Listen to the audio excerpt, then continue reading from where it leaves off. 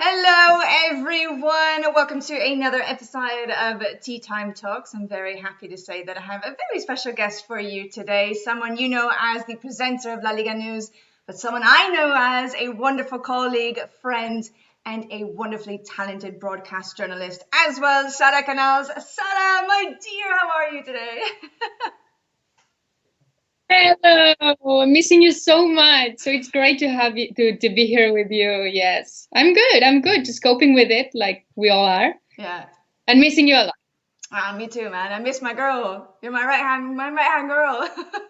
No, I miss you a lot Yeah. too, in all seriousness now. But I'm glad that you're doing well, and I've seen that you've been super active. You're out in the countryside, which is really nice with your family. You have nature. You have animals to be with as well too, which I'm very jealous about, which is a lovely Yeah. thing to be able to have access to at this point in time. But how is your family doing, and what else have you been doing apart from being the voice of what's going on in Spain for international audiences?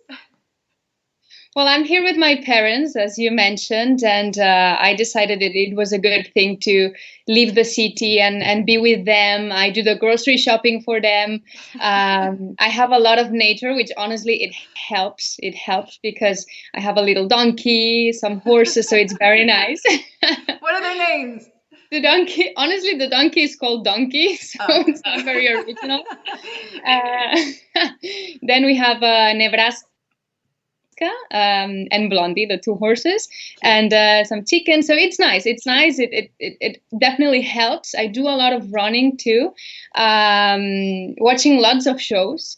And also like tuning in lately into webinars, conferences that honestly that's also really nice. Universities that usually you have to be in New York or in London to go to this kind of events. Right. Now they are available, so this is also great. Yeah, trying to keep myself sane. I don't do that well in rainy days, I have to say. Today there's a nasty weather here, but yeah, and hoping La Liga to come back soon, and to see you again and just back to normal progressively. And yes. Well, in the meantime, we're here to keep you entertained and to help keep you sane as well, despite the bad weather outside. So let's talk I about know you you. like it, but Well, I know I don't mind it because I've heard it as like a perfect excuse to just cuddle up on the couch and have my cup of tea and watch a movie or a series or whatever, not feel guilty about it, because normally it's like I would love to watch something, but I feel like I shouldn't because maybe we should be doing something else or I should go outside or whatever. But when it's raining, like yeah, it's yeah. the right perfect mindset for me to just stay indoors. But anyway, we're here to talk about you because you have such a wonderful and interesting and fascinating career that has led you all the way up to where you are now with us at La Liga TV. So let's start at the very beginning. And your father, he's a journalist too, right? So I mean, he was the one that really planted the seed for you to, or you got the bugs, let's say, from him to want to become a journalist from a very, very early age, right? Exactly. He's my role model. And the funny thing about this is that he never told me to be a journalist. I was born watching him work, and he had this camera at home for traveling, just like a regular camera. And then I just did. I was very, very little. I was maybe 6 or 7, and I was already using the camera and kind of interviewing members of my family, just making up stories. I've seen some of And those of videos, course, they're great. yeah, they are. We watch them together now with my parents, and we're like, Jesus, like, why was I making up these kind of stories? Like, what? I was really like inventing, things at home, and I would maybe more. Dad was the one who was more eager to, play a role. There's been a murder here in the village, so we're gonna interview That's a the big police brain, officer. And so I feel like police officer, a truck driver who got into a traffic accident, like all sorts of things. Politician, a celebrity. My mom too. He was also like kind of like playing into that role because I had to honestly diversify my stories and my interviews. But Maybe the it's funny thing, something a little bit happier too as well. yeah, yeah. But the thing is, as I grew up, he started to tell me, Sarah, journalism is amazing, but it's a very difficult industry. And it's something that I'm sure you agree. It's a tough industry. You have to really work hard. There's no schedule. It really has to pay off. Yeah. And he was like, honestly, think it through, like don't rush into journalism because, of course you have the role model, your dad, and like you want to be like him and this kind of things. But he was like, just make sure, like invest or think about other careers. Like maybe you could become a lawyer, he was mentioning the lawyer thing, and just have a successful career as a lawyer. And I even like looked into a law school and I thought it was boring. So yeah. And then finally I got accepted to the journalism school. I got very excited, and throughout all my career I never doubted. And but I'm aware that it's something that could have happened, and this is why maybe I tried to always diversify. I always loved TV, but I did internships in radio stations, in newspapers, at TV production companies, on script writing, on documentaries. So I tried to like try it all because I was like TV, Yeah. So I tried to diversify and try everything, and well, I don't regret it. Yeah. Well, we don't regret your decision to get into journalism as well. So whenever you did finally decide to commit to that path, and your dad finally had to say, okay, I need to accept the fact that she wants to go with this, what was his reaction to it? And then how did his advice shift to helping you actually develop your career once you had decided, yes, this is what I want to do with my life? He's always helped, and he's someone that I always ask advice in times of doubt, or with challenging projects, for example, or key moments where you pivot, from an area to another area. But I think one of the most important things is that when I graduated, it was 2012. So during my degree, there was the economic crisis in Spain. Right. So the situation was horrible, and everyone in the industry, they were, telling us, all the students, it's going to be really tough. You'll have to work very hard, I mean, very encouraging words of encouragement to get into it, right? And then his advice was like, well, just go somewhere go somewhere where you can actually like work hands-on, like even if it's a small company, you don't need to start big, And then and he also said that if I wanted to study a master or get specialized in certain areas, he recommended to study abroad, which I did. So these were his main two advices, but he doesn't advise much, only if I ask. He doesn't want to meddle in my decisions that much. And then I went to Andorra. Actually, I'm from Andorra. So in Andorra, it's a very small country. I'm sure like most of our viewers now, they know about it. But if you don't know about it, it's a very small country between France and Spain. Only 70,000 inhabitants. And I said, why not? I can spend some years in Andorra working for the Andorra TV. So the TV there, it's TV and radio. It's the public media, the public media from Andorra. And I spent 2 years there. I asked for a job, I did some interviews. They were like, okay, sure, come on in. I started doing weekly reporting on TV. I had my own radio show. So it's one of these places where maybe it doesn't have a big impact. I mean, of course, in Andorra, but it's a small TV, small radio. But honestly, it's where I learned the most. And my first interviews, my first radio show, my first live connections, you never forget the first live connections, right? And so tell me about it. What was it like? Funny. What happened? What were you doing? I reported on the weather. Actually, it was hilarious. There was it was one of the first snows of the season, of the winter season. It was the first time that it was snowing back in October, and I was super nervous, like like I don't know how to say it in English, but la cota da neu, it's reaching like this high, and like cars need to start wearing the wheel protection for not You have to put in like the chains, right? So that exactly the chain. And I was giving up these recommendations on traffic and on the weather. So the weather, I generally like weather and traffic connections. Maybe it has to do with this, but and lots of stories in the mountains and in the snow, like skiing and recording at the same time. It was very cool. It was very cool.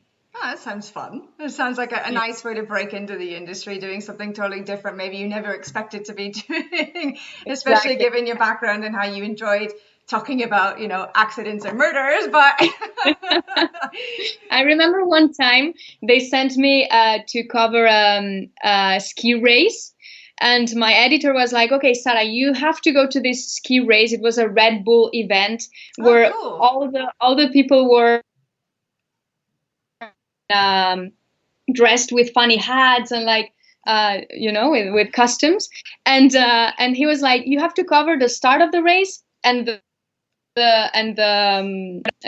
who's the winner. And I was like, well, if I'm able to start covering the how the race starts, and I'm able to like ski and reach the final stages of the race and like film the person who's winning, like I just go in there and win the race, like it's some things are really like challenging. I finally did not like ski throughout all the race, but cool experiences overall. Cool experiences. It sounds like a lot of fun.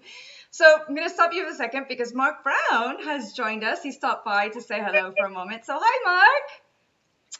A fellow colleague of ours that you probably all know very well too, at La Liga TV commentator. You hear his voice often on a lot of games every single weekend. So hello, lovely to see you sort of here in the chat with us. And Sara, we have another question for you coming in actually. This one not from me, this one is from Fawol. And he wanted to know if there was ever a time that you got discouraged on your journey to becoming a journalist. Well, yes, honestly, yes, many times, and sometimes you've got these moments where you feel that all your work has been useless. We all have, I don't want to be negative, but we all have these dark moments where we doubt or where we feel that this industry doesn't value enough your work. But I think the good moments pay off, and then you have to, whenever I have these dark moments, which I don't have them like quite often, but you really have this discouraging. It's a natural part of the career path, I would say. Yeah. I always try to honestly take a step back and just, try to look at the big picture, what things I've achieved, what things I still want to achieve in the future. I try to be very self-aware as well, about what I do well, what I don't do that well, what can I improve. And I think it's very important to keep asking yourself the question, does it pay off, and usually for now the answer has always been yes, but we do have these dark moments, I think. Well, speaking of paying off, I mean, after some time in Andorra, right, you land a scholarship, a Fulbright scholarship, no less, which is a tremendous achievement.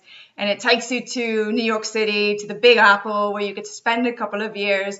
How did you adapt? Because that's a huge change, right? Going from Andorra, 70,000 people, to all of a sudden one of the biggest, most incredible, focal points on the planet as a city. I mean, what was that like for you, making that jump across the pond?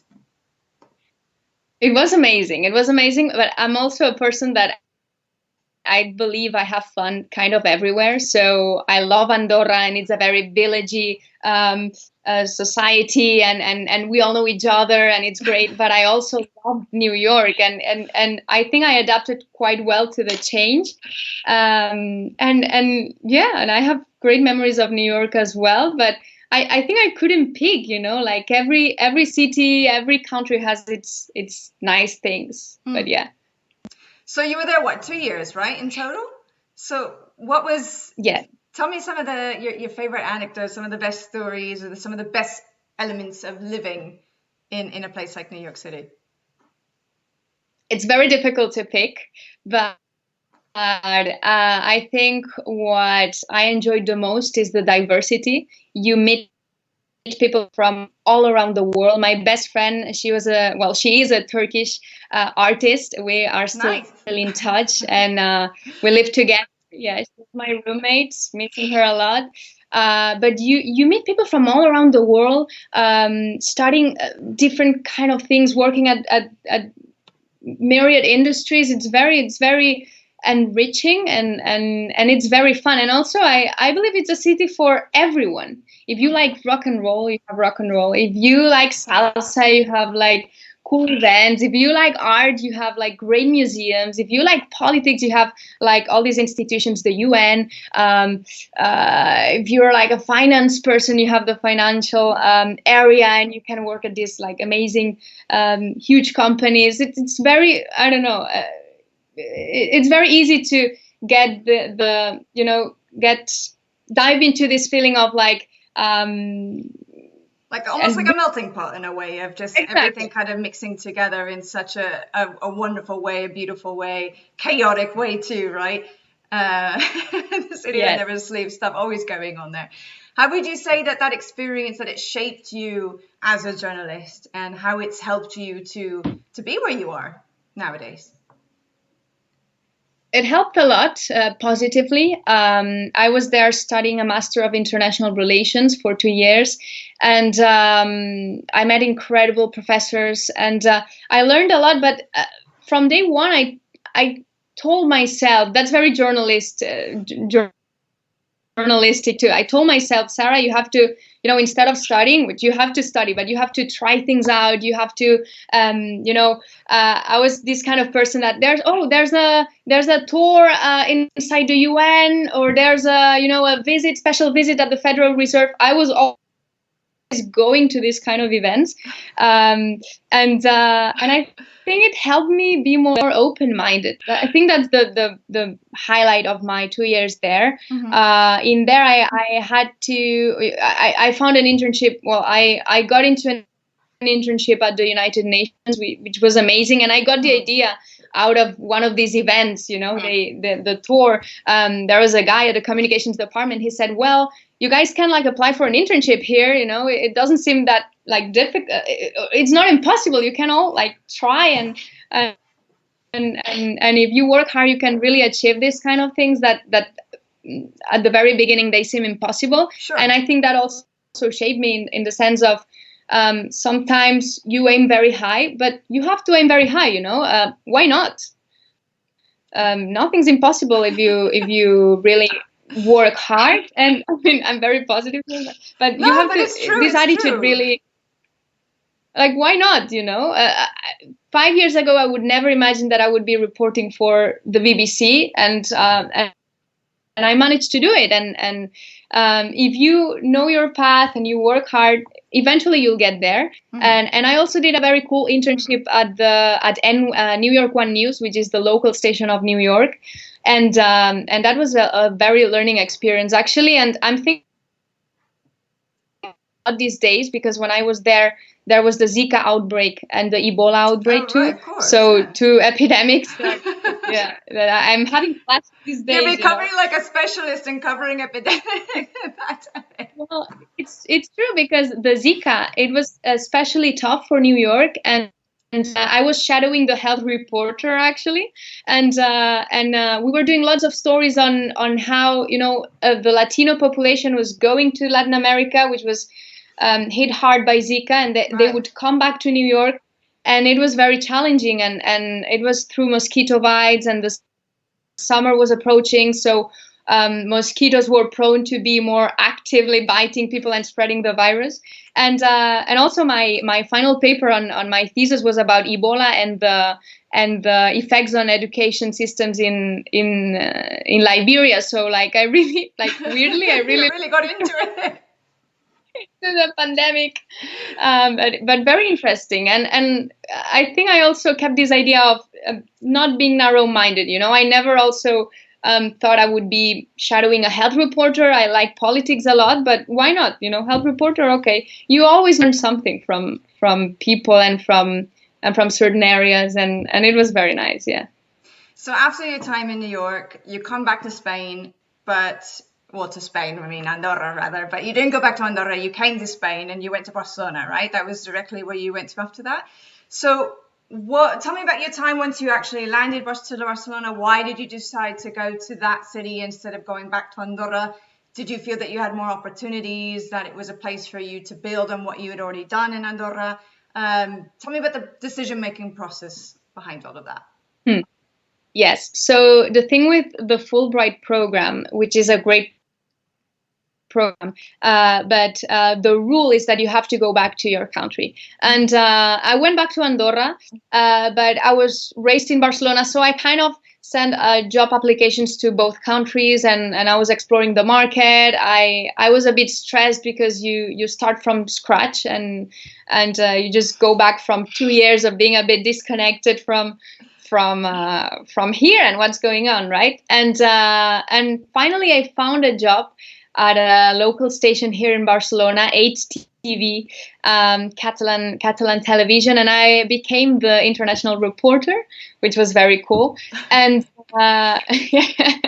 and you know, I was looking also for something very related to my master, you know, I was specialized in international relations, so being an international reporter was kind of a good fit, and it was very cool. It was a cool experience. It was sometimes challenging because, as you know, maybe for local stations here in Barcelona, we didn't have a lot of budget to travel, like to go to other cities to report. But I did a lot of reporting on international topics affecting Barcelona. So kind of like this global aspect, right? Like local stories that have global impact.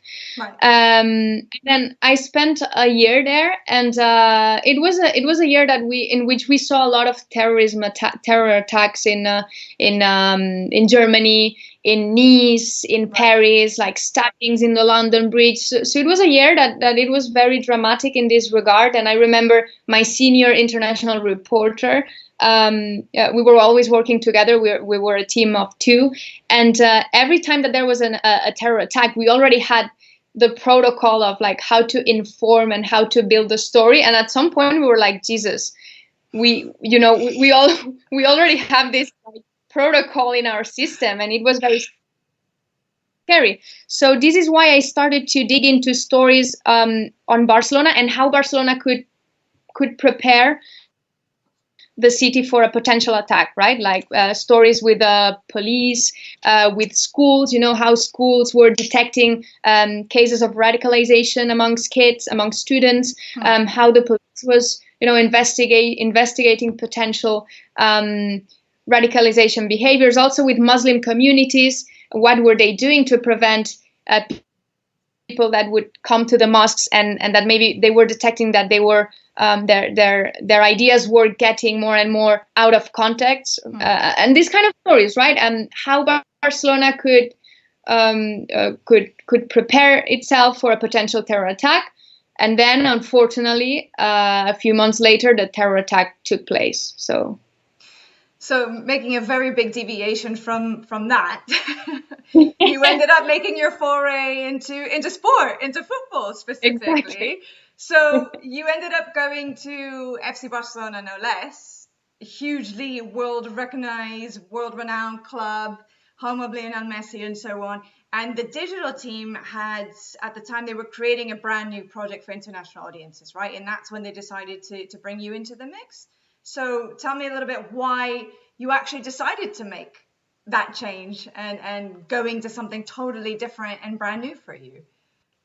Exactly. And I really had a lot of doubts. And this is one of these moments where I had a lot of talks with my dad, with my family, with my friends, with colleagues, because it was a huge move. And I was pivoting from international reporting, politics, to something completely different. I'm not a sports journalist per se, so I never studied journalist applied in sports, and it was just like a very, very big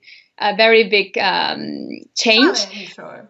and challenge, you know. But I I said, why not? The project was very encouraging and appealing. It was also for an American audience, so it was a weekly show, an entertainment show called Inside Barça, and it was basically for an American audience, for Verizon. It was aired in one of English, right?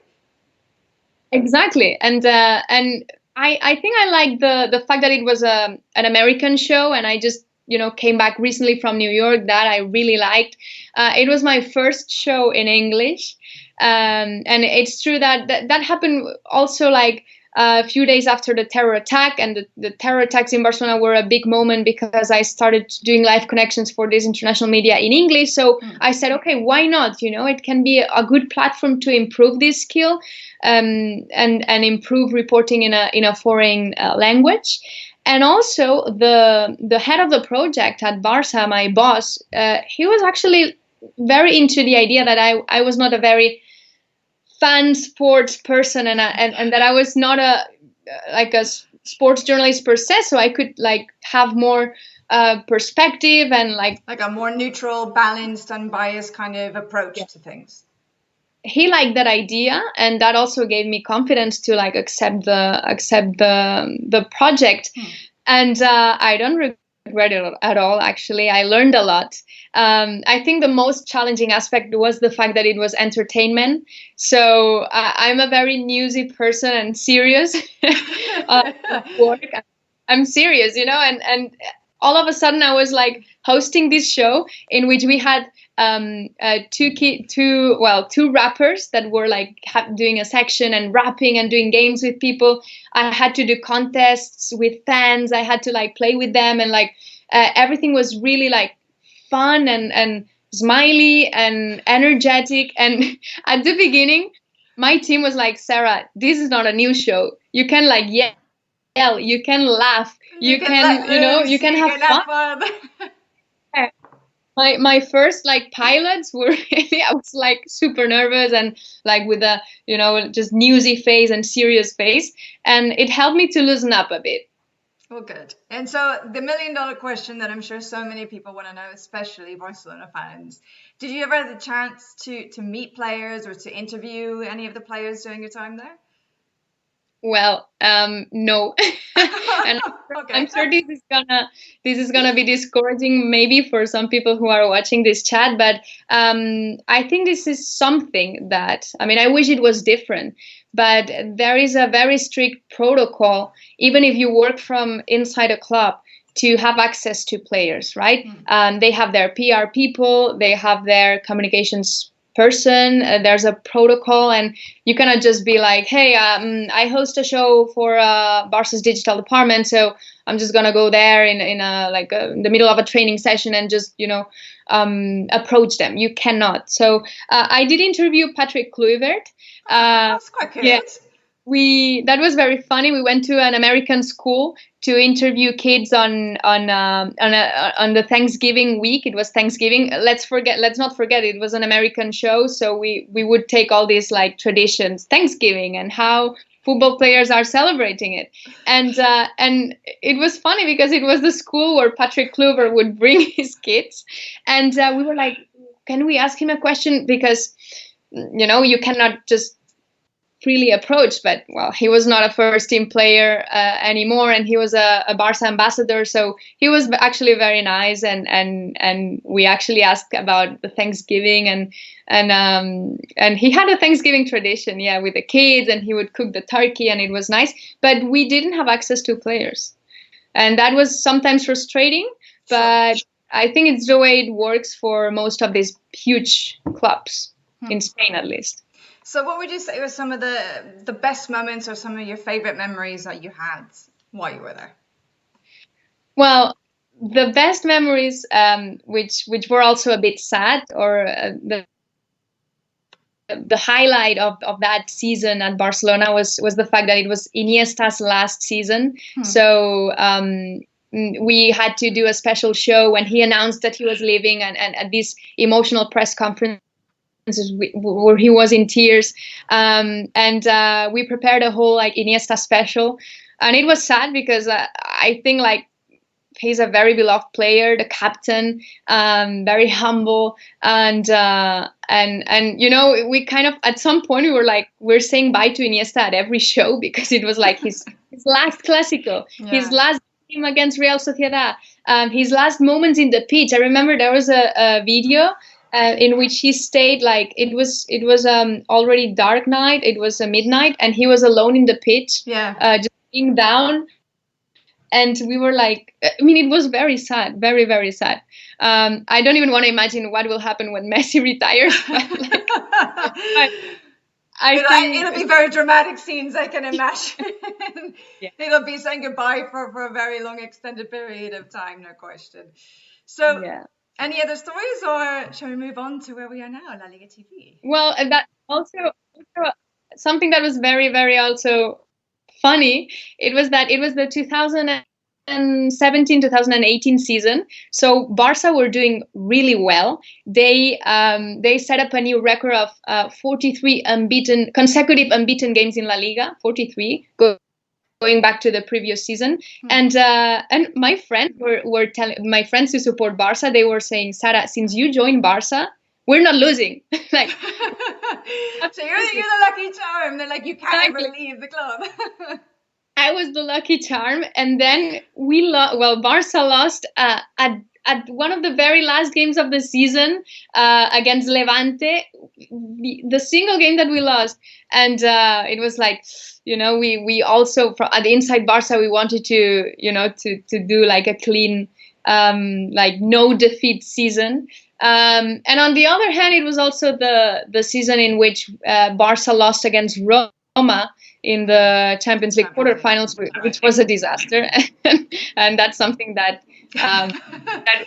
we also had to cope with it, because even though you're working for a club, you know, you also have to cover the sad or the unfortunate events or the big losses, big defeats, you know. And it's very interesting to see how a club from the inside behaves when good things and bad things happen, when there's new signings. At that time, we had Coutinho, who was the big hope of the season, most expensive signing. We had Yerry Mina, who was very fun. Like, he was also providing very good content for our show, like all his dances. And it was also the summer of the World Cup. So we had like few programs in which we were following the players who were involved in the World Cup and how they were doing, and it was very fun. I had a lot of fun. Well, the fun continued, but with La Liga TV, right? Because they came calling, and you decided to make that jump as well, to make that move to a brand new channel. So what motivated you? What inspired you about deciding to join this channel when it was still very much in its formative stage? I mean, it was very, very much at the very beginning of this brand spanking new worldwide level channel. Well, one of or maybe the main point was that it would mean going back to reporting the news, and at the end of the day, this is what I like. I'm more a news person than an entertainment one, and I learned a lot at Barça, and it helped me, like, you know, kind of leave my comfort zone in this regard. But it meant going back to the news, and I think that's what convinced me. And also the fact that, as you mentioned, the project was at the very early stages. So when I went for the casting, which actually the casting consisted on like doing like pretending that I was like hosting a La Liga news show, and I loved it. It was actually growing, you know, and when you join a team or a project, you really are looking for prospects of future and like something that can grow and expand. And the head of our team really motivated me to come aboard. So what have you enjoyed the most about being the face of La Liga News over the last 2 seasons? Very difficult to say too, but I just love the you know, the routine of a news show, and for example, the most dramatic days, which are for example when when a team sacks a manager, or when there's new signings, or when there's managerial changes. These kind of dramatic moments. This is when like new shows are more important than ever, because you provide valuable news, and you're a service to the viewers and to La Liga fans, and you're really like this is when La Liga news makes sense, right? You're informing people, keeping them up to date, always through official channels, obviously. And these stressful days, I mean, you know me, and you know that I get very stressed when these things happen, and I'm like stuck in my desk, not interacting with anyone, with my focused face. It's like hanging up a big do not disturb sign. And sometimes you approach and I'm like, I can't talk right now. Like, sorry. But I like these kind of days. I don't ask me why. Maybe some people will think that I'm crazy, because it's like you're really. It's an adrenaline rush, you know. Yeah. It gives you an adrenaline rush for sure, and you feel that you're actually covering something as it's happening. You could do some breaking news, and you're one of the first people, if not the first, to actually share the story with people, Exactly. you know, all over the place. And it is really such a special, unique feeling. And we also have like great reporters across the country, so we can do this, like, you know, live connections with people in Madrid, in Andalusia, in the Basque Country, in Vigo. Like we have very really nice and awesome reporters. And also I think I'm very lucky to have like two awesome editors, well, three, because you know, I've had three different editors, but like they were all awesome, they were all great.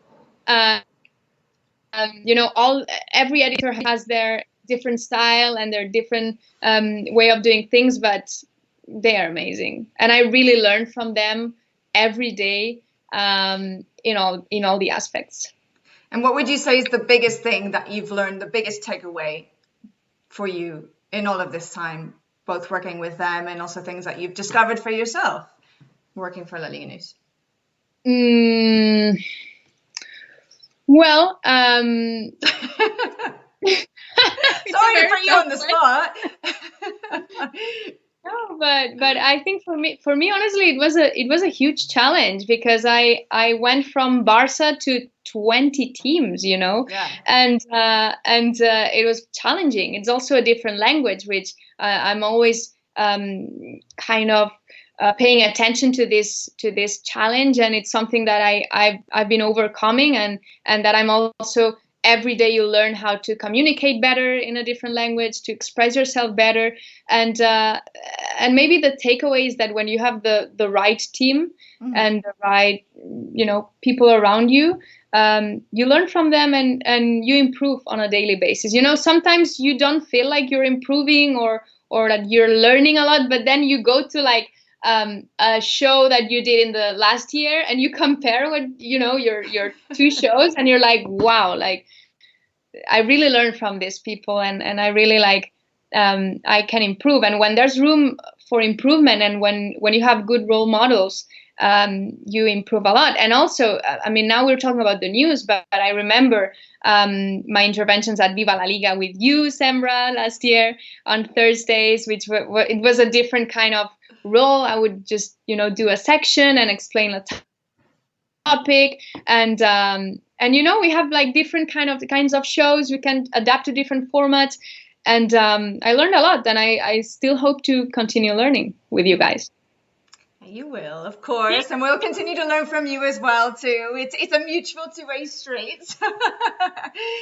So obviously we both had to put a stop to talking about football and La Liga for a while, out of our control, obviously, given the whole situation over the last few months. But you've actually found a really wonderful way to keep yourself busy during these times, and you've been very impressive in covering COVID-19 over here in Spain for international audiences, specifically in the UK, right, with your connections with the BBC, whether it be for television or whether it be for the radio. So how has that experience been for you, acting as one of the leading figures based here in Spain to talk about the situation as it has unfolded for a foreign audience? It's been also a challenge, and it's been very enriching despite the circumstances, and despite covering COVID and the magnitude of this situation. But the good thing from this lockdown is that it has allowed me to really focus on this. So since the terror attacks in Barcelona, I've been actively contributing with this international media. But obviously, it was something that I was doing on the side, and my full-time job is here at La Liga, or it was at Barça. So now, because everything is on pause, I can really focus on, spend time on building my connections and preparing, and also suggesting potential stories for coverage that I really enjoyed. And it's been sad, but it's been really busy. It's been really hectic. And at the beginning, I thought, okay, they are requesting connections. I'm also selling topics. It's something that goes both ways. Sure. And I thought, okay, maybe it's just, the first week and the second week of the lockdown, it's going to be very busy, but then it will stop. But it's been busy for more than a month. And I've done more live connections now than in the terror attacks, which is, I think it's a very big deal. It just shows how there's interest in the story of Spain. Exactly. And the magnitude of what's happening, and the fact that Spain is been one of the countries in Europe that has been hit hard. It's very attractive to this international media or to UK based media, because it just show other countries what can happen, or what can they learn from what things is the Spanish government doing or implementing here. And it's kind of it's been a case study for a lot of countries.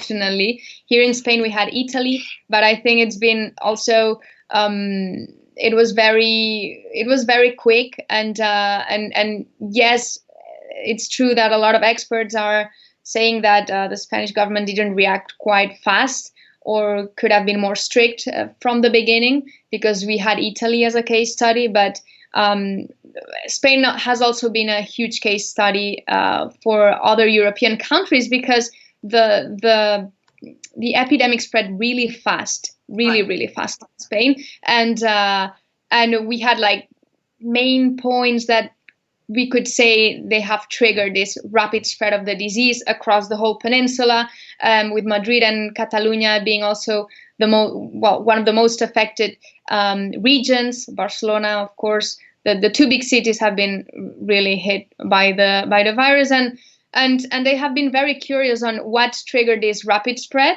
We could mention, for instance, the football games, actually going back to football, that were played in Italy, with thousands of supporters going to Bergamo to see the Valencia-Atalanta, to Napoli with Barça, and these kind of trips. Lots of experts believe that this triggered the rapid spread of the disease. Also, there was the demonstration on the International Women's Day, in which I remember we had a brunch that day. We did, you're right. It was my last social gathering, I think, before the lockdown. I think that was mine too. Thank God we did that, by the way. Thank God we did that. Thank God we spent some good moments with you and with other friends, with Mark Brown too, with Lee. It was really nice. But international media have been really paying attention on which kind of events trigger this rapid spread, and how Spain is coping with the lockdown. Also, they believe this is one of the strictest lockdown in Europe, which is, it's kind of interesting, because here there's been a lot of criticism on Pedro Sanchez and the fact that he has not been very strict from the beginning. But I mean, again, it's something very new, and everyone here, everyone criticize from good or from bad here, and it's something that unprecedented and that all the countries are coping. I also saw the story on Andorra and how my country is coping with COVID, because there's only one hospital in Andorra. And it's a country that's very reliant with France and Spain when it comes to the healthcare system. Sure. So I also did a story for the BBC World Service on Andorra, and actually they are now testing the entire population, which was also very unprecedented about a month ago, and trying to stay active overall. But yeah, I mean, now we are in the de-escalation process, and hopefully things will start to improve, but we're still vigilant on potential new outbreaks and on what's going to happen. And I'm not that busy as last month, but I still continue to give updates on Spain. So lending all of your knowledge about COVID-19 and the impact that it's having on the country, I would like to try and apply that to sport in general. It doesn't have to be just La Liga, but it can be sport all around, because obviously it's been very, very much affected all the way through from grassroots levels to professional levels. It doesn't even matter what kind of sport, because all of it has been put on hold. But what do you think that some of these socioeconomic impacts could be from all of this, maybe in the short to midterm or even in the long term? I mean, what do you think, or how do you think sport overall might be affected by everything that's going on right now? Well, we could be talking about this for hours. Sure. Well, you can give me a summary. You can give me a quick summary. I promise not to do a strict live connection on this, but I mean, I believe it's definitely going to be affected. And there's a lot of people saying that the league maybe, I have friends who believe the league should be suspended like in France, others that they don't agree on the policy on playing games behind closed doors. Like, there's a lot of people complaining or but I believe sports, just like any other sectors of society and industries, will have to be affected, or even if we don't like the idea, it's definitely going to be affected. Economically, sports here in Spain are pretty big. I think it's about like a 2% of the GDP in Spain is sports, the sports industry. A lot of tourism also motivated by sports, and the tourism also, it's really bad right now, and it's going to be drastically affected by this economic downfall. But we'll see. I mean, the good thing here is that we have the German league, which is going to be our example. And I think that's a good point, because we can learn from them what's good, what's wrong. Socially, it's going to be very hard, because, I mean, as you know, the beauty of football is the fact that you can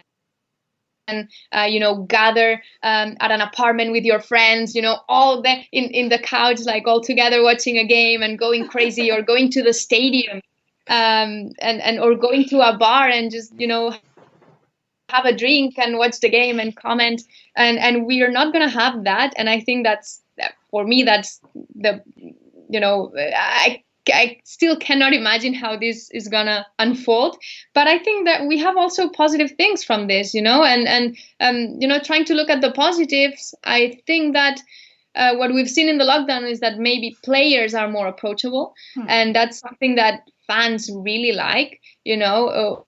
I like to see how Luis Suarez is training at his place. I enjoy doing that. Like, they are more online. They are engaging more with fans. Some of them are playing video games, which is nice, and that's a positive aspect.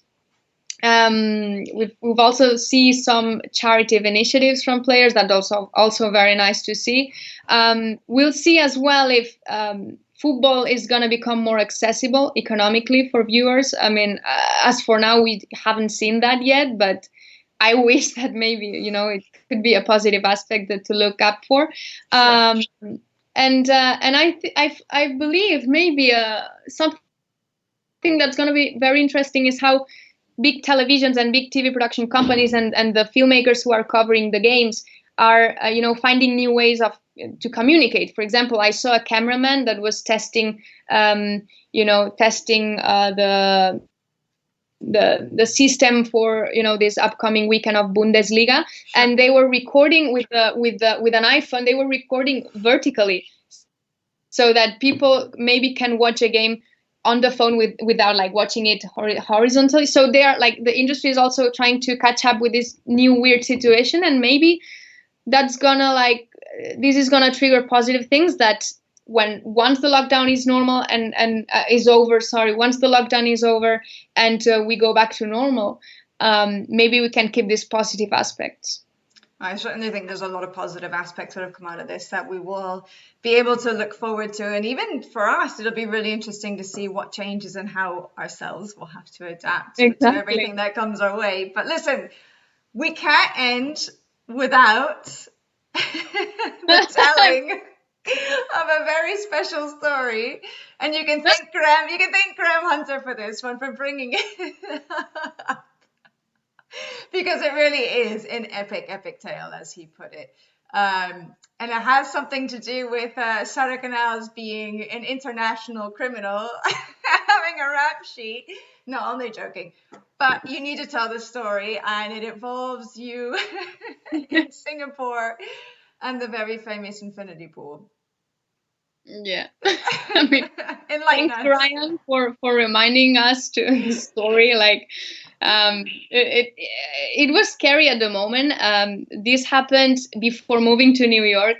I had a couple of months to prepare my moving, and I had some holidays. So I went to Singapore to visit a friend. She was living there. She was doing an Erasmus and an exchange.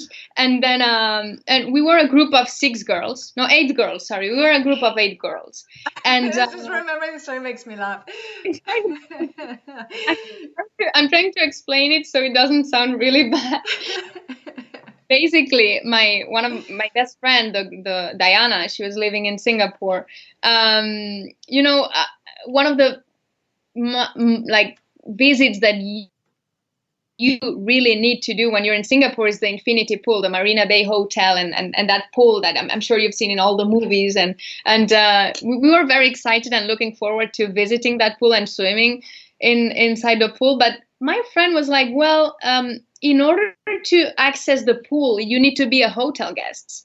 So you cannot just go, maybe now it changed, but you cannot go to that hotel and say, hey, I want to pay, I don't know, $100 to go to the pool. Like, no, I mean, there's no way. You need to be a hotel guest. You need to have a room in order to access to the pool. So my friend there, who spent like living in Singapore and studying, and she had her group of friends. So they were, sneaking into that pool illegally.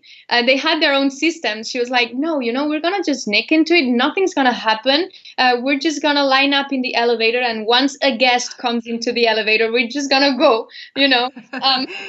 behind them. And and we did it. We said, okay, yeah, we trust you. Let's go, all with our swimming suits and towels. And we were looking very touristy, honestly, but then again, it was a hotel. So we just, we accessed the pool. We did the trick. And then we were taking pictures, and we were 8 girls. Can you imagine 8 girls? Like 2 girls taking pictures there, other girls like mingling with other people there. We were having fun. And all of a sudden I see my friend saying, girls, like she was yelling, girls, reunite right now. Like, and also my friend, she's very like strict. Like she, when she yells at you, it's almost like you guys are breaking and entering to steal something, and all of a sudden you need to drop all of the money and the jewelry and the TV and everything on your way out. It was crazy. So she's like, come here. So we reunite, and she was standing with a person that was working at the hotel, and this person was telling us like, well, we caught you guys sneaked into the pool. This is very offensive, so you have to wait inside a room and we'll see what happens. So of course, like all our good mood stopped. We go to this room, the 8 girls, the group of 8 girls that we were, and all of a sudden 8 cops show up, 8 police officers show up, 1 police officer for each girl. And they start to ask for our passports. At first we said no, we're not going to give our passport. But eventually we had to give them the passports. We were sent to the police station. Well, we were kept in that room for like 6 hours. Like some girls were crying. I was like telling them that I was from Andorra with my Andorran passport. Like, they didn't know what it was. And then they were like, well, this is the hotel person was saying this is a criminal offense. So you'll have to pay for that. somehow. And we were sent to a police station. We had to do one-on-one questionnaires with a cop, which was very scary. And then the cop, I remember the cop was trying to find out in which elevator I sneaked. Oh my God. Who was, they were asking, who was the mastermind of this operation? Like, that question, I was like, what? Like, I love that, the mastermind of this. There's no mastermind, and the heist, breaking into the pool. Well, 2 girls lost their flight. They were about to come back earlier. And then the cops were like, well, there's 3 options right now. Either a warning, either a fine, or trial. And they were between the fine and the trial. So we were like, Jesus, I'm going to lose my Fulbright. They really want to teach you girls a lesson, eh? We were freaking out, but finally it all ended in a warning. A few girls lost the flight, but we were about to, we were able to leave. But we were given the passports back after 2 days. Our parents were freaking out. They did a WhatsApp group together to like try to assess the situation, and then we left. I remember it was maybe the time I've been most excited of going back home after a nice trip, and it's a funny story. I mean, the moral of the story is that we can't travel with you anywhere in the world because otherwise we risk getting our passports confiscated and not being able to come back home. Oh my God, that's a brilliant story. And Graham, by the way, who's watching, really hello. He is loving listening to this again, and he's come up some really hilarious titles for your story. Listen to this. Operación Casa de Infinity Pool. That's a good one. Swimming pool heist. Reunite. Ocean's 8. Those are good. I like those. Those are good. That's funny. Man. Maybe they want to travel with me next time and see how it plays out. Yeah, maybe next time we actually need to go to Singapore and see how it goes. I'm not coming back. I don't want to go back there. Right. Well, my girl, I'll let you go. It's been so nice to see you and to talk to you and to hear all these stories again. And for those who've been tuning in for the first time and hear it for the first time, and to hear about your marvelous career and all of the wonderful things that lie ahead for you as well. So thanks for doing this. Thank you. It's been a pleasure to be here and an honor. Well, and I miss you. Mine. So hopefully we'll do that again in person next time. Yes, definitely. We'll leave it for the future to do it in person next time. But and to everybody else, thanks very much for being with us. We hope you enjoyed the chat. And as always, you can find us on social media, and we'll be back next week for more chats on Tea Time Talks. And until then, take care of yourselves. Much love to you all, and have a great week. Adios. Ciao.